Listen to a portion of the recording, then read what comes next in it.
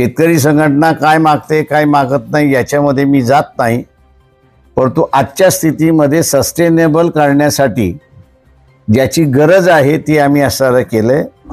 राहिला कापसाच्या प्राइसचा प्रश्न जो आहे तो प्राइसचा प्रश्न आम्ही सत्तेवरती आल्यानंतर सोडवणार। प्राइसच्या व्यतिरिक्त शेतकऱ्याला काय द्यायचं जे आहे त्याची आम्ही मांडणी केलेली आहे। लोक शेतकऱ्यांनी आम्ही सरळ म्हणतोय की तुम्ही आम्हाला सत्ता द्या, आम्ही ह्याचं सगळं नॅरेटिव्ह बदलून देऊ तुम्हाला। कारण का आमचा असणारा ट्रेडरचं गव्हर्नमेंट राहणार नाही। जे आग्रह धरला होता त्या पहिल्या बैठकीमध्ये वंचितच्या वतीने किंवा आम्ही नुसतं शीट शेअरिंग आणि मोदी हटवा ह्याच्यामधला आमचा असणारा इंटरेस्ट फार कमी आहे। इथे आपला असणारा मसुदा जर रेडी असेल आणि तो आपण करणार असू तर मग मोदींना हटवण्याचा आणि आपलं सरकार आणण्याची ही चर्चा होऊ शकते। त्याच्यामुळे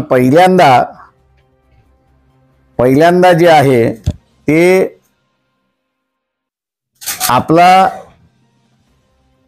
मिनिमम कशावरती अंडरस्टँडिंग होतंय याचा असणारा मसुदा तयार करायचा आहे आणि तो प्रत्येक पॉलिटिकल पार्टीज त्या ठिकाणी सबमिट करून पुढच्या कमिटीच्या बैठकीपर्यंत तो अजेंडा येऊन मान्यता झाला की सेकंड फेजमध्ये मग असणारा सीट डिस्ट्रीब्युशनची चर्चा होईल। 77चा सुद्धा असणारा तोही काळ मी बघितलेला आहे।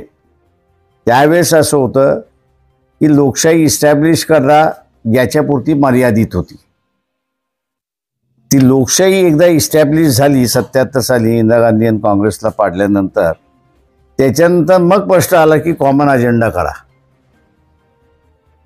आणि त्या कॉमन अजेंड्यावरनं एवढे डिफरन्सेस होते की ते फुटल्याशिवाय त्यांना दुसरा मार्ग म्हणजे वेगवेगळ्या जाण्याशिवाय दुसरा मार्ग नव्हता।